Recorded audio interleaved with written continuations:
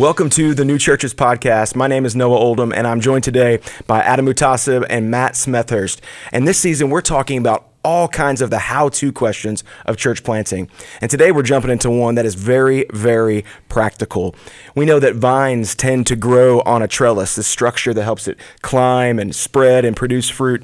And when we think about the trellis of church planting, we should think about systems, these structures that are there to help everything else in the church grow. Church plants need trellis work. Grateful for you guys, the experience you have. I want to dive into this to help church planters in this next season. So here's the first question. One system that planters must not overlook is guest follow-up. Matt, why does this matter, and how do you all do it?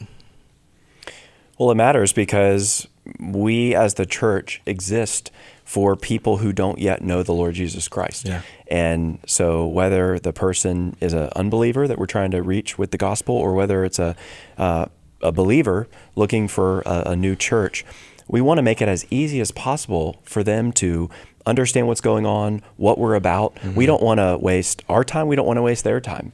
And so I think of systems as something that enable efficiency. Mm-hmm. It's not that efficiency is the point, but systems enable efficiency, and efficiency is what enables hospitality in ministry. That's really good. We do it both through connect cards, both print and digital, and kind of a formal follow-up system. But I think in many ways, our best visitor retention success has been more organic. It's been discipling our church members to have eyes for those they don't recognize. Mm-hmm. Sometimes I'll say, try to talk to someone on a Sunday morning you don't know before someone you do. Be relationally intentional, and we've seen a lot of fruit there. Yeah, that's awesome. Agree with that. The scriptures say, seek to show hospitality. So if we're seeking to show hospitality, that should definitely be true of our Sunday gathering when we're all together. Yeah. Jesus went from meal to meal, showing hospitality. So there's a relational aspect to there. So obviously our gathering should be friendly, welcoming. If we're the hands and feet of Jesus, we should welcome people with the hands and feet of Jesus like he would. So it should feel like when I'm coming, if I'm a lost person coming to your gathering, it should feel like God is welcoming me. There should be an assumption that lost people are coming, first of all. There should be signs, flags, like clarity of where we're supposed to go. People outside and inside saying, hey, I'm so glad you're here. Tell me your name. And I think what Matt said is gold. More than a system is a culture. If you have a culture of like, hey, come sit next to me. You seem new here. Have you ever been here before? Or how many times have you been coming to our church? If you like, that makes a world of difference.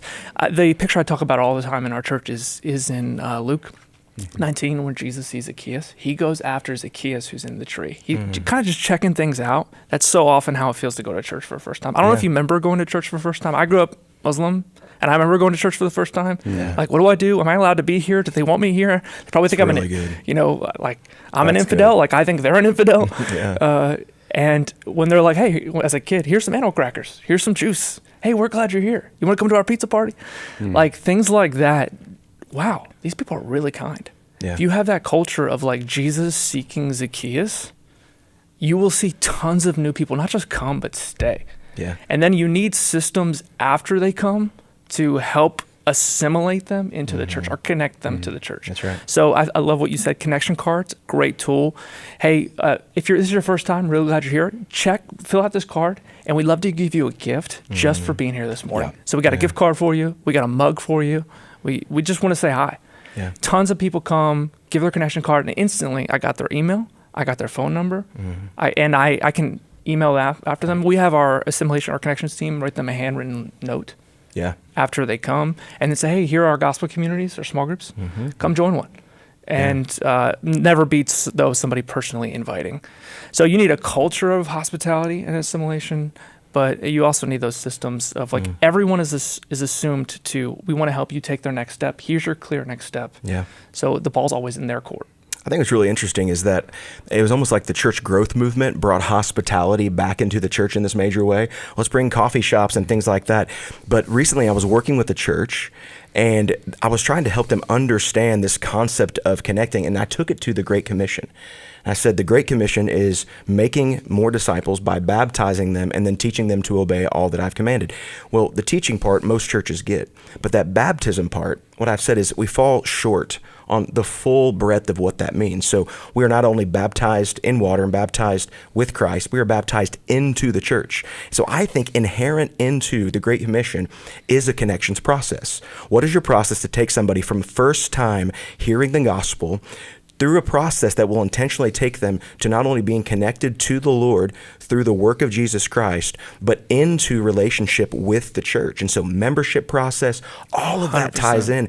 And it was just this process of helping them think through this in the lens of the Great Commission. And all of a sudden, we're building all these systems with discipleship language. 100%. Yeah, we call it a discipleship pathway, like a way that you turn pagan Pete into planter Pete. Like, do you have a system or a process that takes somebody who comes to church for the first time?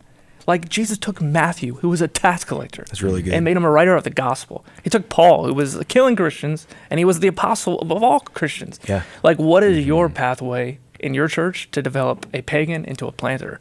And that starts with the assimilation process of helping people feel welcome, getting connected to a community, going into a membership process, joining a membership class, things like that. It's so huge. Yeah. We even have a staff person we eventually put over that.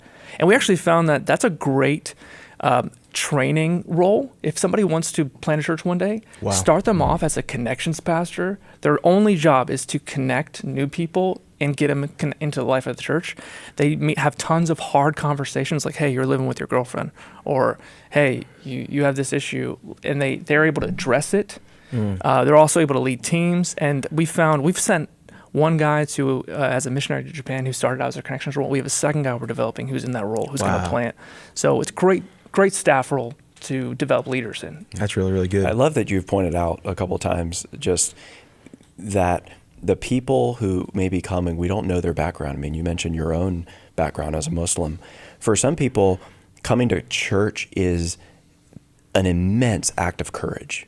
Even just getting out of bed can be an act of courage for some people, including believers. And so, we want to both make it easy for them to feel seen, welcomed, and loved, while also maintaining that distinction, that we're not just going to kind of let you so belong before you believe that there's no distinction between the church and the world. I think it actually serves people to maintain that distinction. There's that scene in Home Alone where Kevin is walking home late at night and he's finally missing his family. It's dark, there's a blizzard outside, and he sees a house inside of which there's a Christmas party going on. And it's a picture of warmth and laughter and fellowship and joy. And the point is obvious. He wishes he could be inside, and particularly with his family. And I feel like that little scene in Home Alone is a good illustration of how we can bring together these two things that may seem like they're in tension, and that is a commitment to meaningful membership and compelling community. Because if you think about it, if the people in that house were so happy with what they had going on there that they decided to shutter the windows, well, he never would have stopped and even noticed. But on the other hand, if they had thought, well, why are we in here being so exclusive? Why does there have to be doors? Let's take the doors off the hinges. Well, then the party would be over. It's frigid outside. There's no meaningful membership without doors, and there's no compelling community without windows. And we want to help people be able to see and experience both. Yeah, and I think to your point, this shouldn't be just a Sunday morning thing. Like, this should actually be our home thing. So do we have a culture where we have our dinner tables full and our Bibles open all the time? Not just our Sunday gatherings full, where it's an assumption that I'll have lost people in my fridge eating my Doritos, that my house isn't a sanctuary but a mission field that I use to leverage to invite people in. I'm used to people having their feet on my couch. It's annoying, it's messy, but that's the culture of hospitality we want to create and preach. So that it's not just Sunday morning and we're getting people to fill out connection cards, but we're actually welcoming people into our lives like Jesus did. You're having dinner at my house tonight. Or you're at your house tonight, Zacchaeus. So like you said earlier, the system serves the culture. Exactly. Yeah. People don't serve systems. Yeah. and the system serves the outcome. We've said that this system of connection, which can feel so, anybody can do hospitality, right? But the church, the end game is evangelism and discipleship. And you even said multiplication and planting more churches. Every church planter had a first Sunday. Every church planter had a first week at a church where they were grabbed and they were brought in, and they belonged to something so much bigger than themselves. Yeah, something I say all the time at RCC is like the next great church planter from RCC may not even be a Christian yet. They may never even been to RCC yet. Yeah. But we got to be ready for them, because when they come, we want to greet them, we want to connect them, get them, and love on them and develop them so that we send out the next ball. That's awesome. Well, beyond connection process, it may not be quite as fun to talk about, but we need to help planters think about the importance of a constitution and bylaws. Man, everyone's favorite topic. Everyone's favorite topic. Where's the music? And See, it's everybody's least favorite topic until you actually need them. Oh, 100%. And then, So true. oh my goodness, how necessary they are. So how do they do this? How do we approach this subject of constitution and bylaws? Well, you said we don't appreciate them until we need it. A constitution and bylaws are enshrining and codifying aspects of church polity. And church polity is a lot like stretching.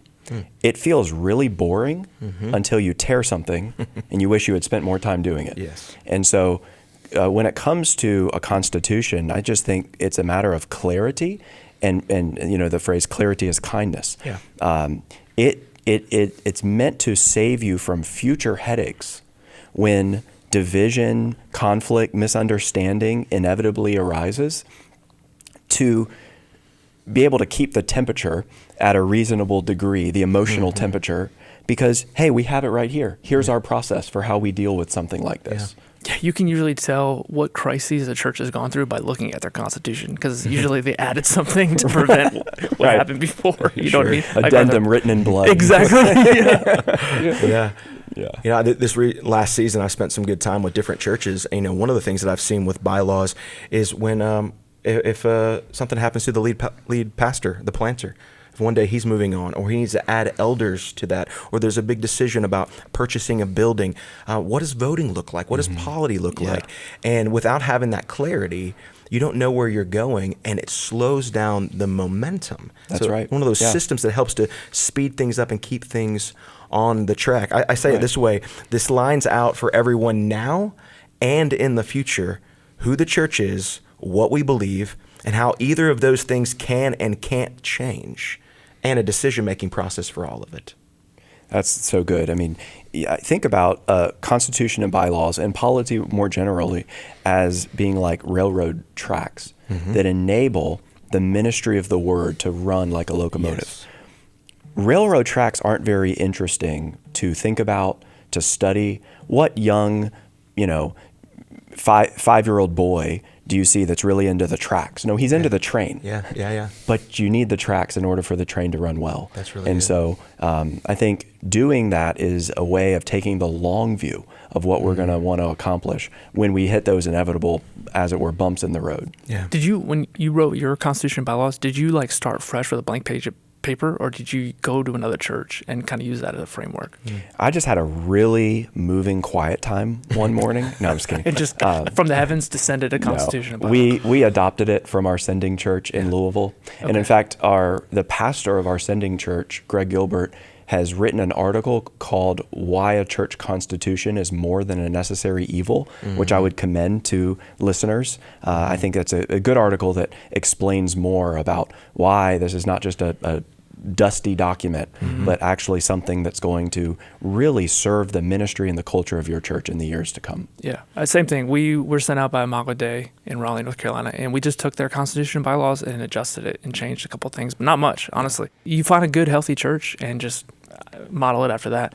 One thing, though, one of the pastors at that church told me was, and I thought this was so wise, is keep it intentionally broad so that you don't lock yourself in.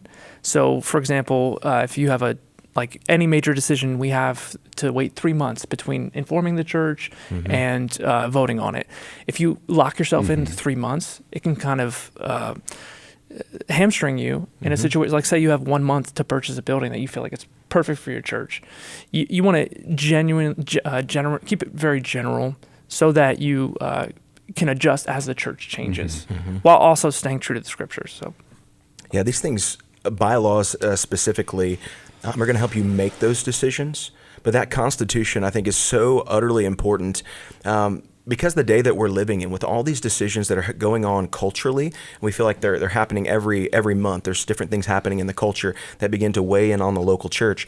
And planters are going to experience that more than they probably think they're going to. They're going to have the leaders that they've raised up that change their minds on things like egalitarianism. It's an issue that they're going to continue to deal with. I have a friend who's a planter. They just turned 10 years old, and he has one of his elders that's changed his mind on some things. And he's like, well, we can have the conversation about it, but we're not changing as a church. You have to decide whether you're still on board with what this church is about, or if you need to leave. It's not a conversation of if the church needs to change. And I think it's such a defense. It's like having another teammate on your team when the cultural winds are blowing and you don't know what to do about it. Yeah, don't go in naively thinking these are my two best gospel buddies and nothing's going to go wrong. We're going to be walking with King Jesus for 50 years.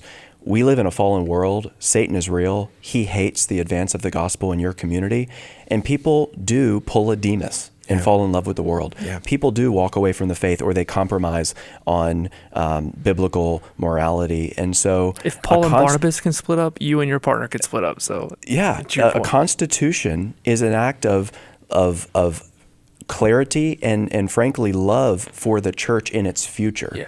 Yeah, for that day, inevitably, that you don't want to happen, but in a fallen world might. How often do you look at your Constitution and bylaws? You've been planning 3 years, right? 3 or 4 years? Yeah, 3.5 years. Yeah. We've existed as a church, and we have all of our new members look at the Constitution in full, and obviously let us know if they have any questions about it before they join the church. But this coming members meeting, we're going to be having a church discipline situation that we're going to be announcing to the church, the beginning of the process, and we'll be consulting where in the Constitution we have steps that we think are biblically and prudentially derived for walking forward. And I think a really important thing to clarify, if you're a Baptist, like our congregationally governed church, is to clarify what the members have authority over, so they know exactly like what they can vote on, like the addition of members, the removal of members, church discipline. What are they going to have a say in versus like what has been delegated to the elders to lead or deacons to lead? I think clarifying that's helpful. Yeah, the keys of the kingdom have not been given to the elders or to the senior pastor. They've been given to the gathered church. That's right. Yeah, that's really, really good. We hear a lot about technology in this generation. Every church planter has got to deal with these questions: member care, check-in, giving, on and on and on. And it feels like every day with AI, there's all kinds of new products that are popping up, and they're being marketed right to church planters. Hey, this will make your life easier. How does a planter pick the right technology to begin to use in their church? Adam, let's start with you, man. Well, we actually found a planning center that gives a free couple years to church plants. So I just took advantage of the free software. And it provided texting, it provided like a membership database, it provided a giving platform. So when people gave, it just went through there. It was easy. Yeah. It was kind of all in one.